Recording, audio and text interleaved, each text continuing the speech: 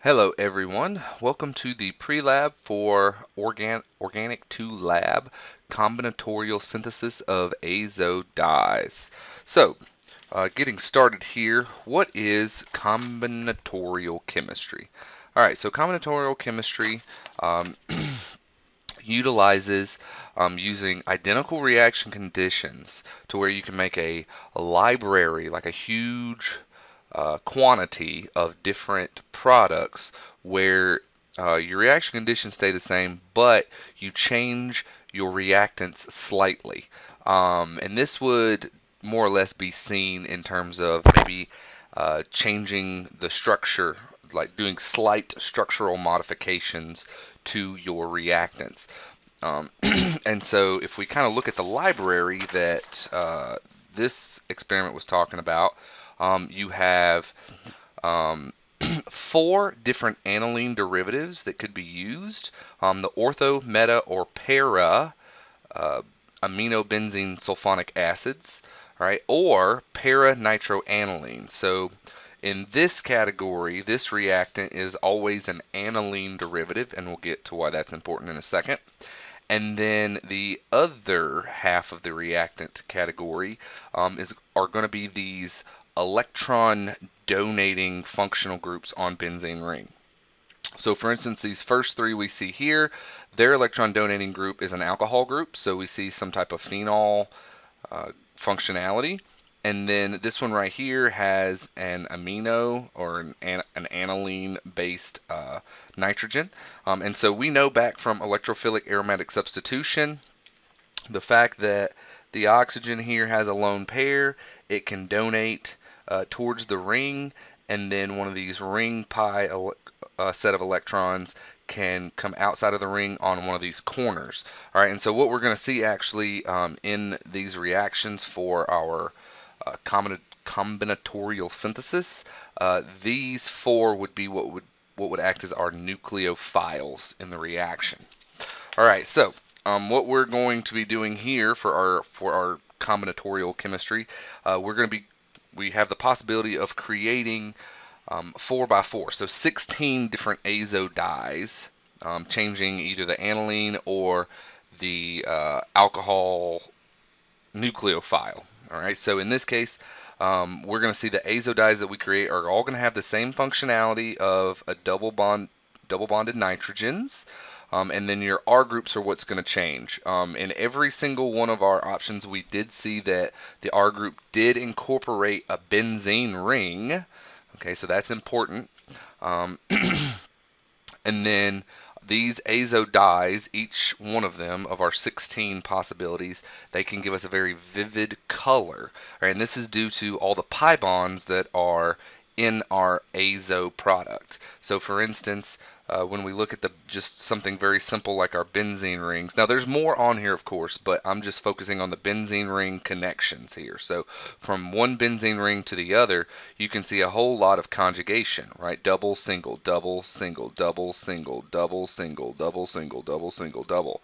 So we have a lot of this conjugation, and importantly enough, we have a lot of pi bonds. And when you talked about UV absorption in lecture, right, the more pi bonds you have, the easier it is for them to absorb light. And so they typically tend to, the more pi bonds, the lower energy of light they'll absorb. So it doesn't take as much energy for them to absorb light. And for us in particular, the vivid colors we're seeing by having all of these pi bonds, right, we can see them absorb red, orange, yellow, green, blue, or violet. And so if they're absorbing this color, that means that they are absorbing this particular wavelength range, this very small range here. So for instance, if it's absorbing red, it's going to absorb somewhere around 650 nanometers.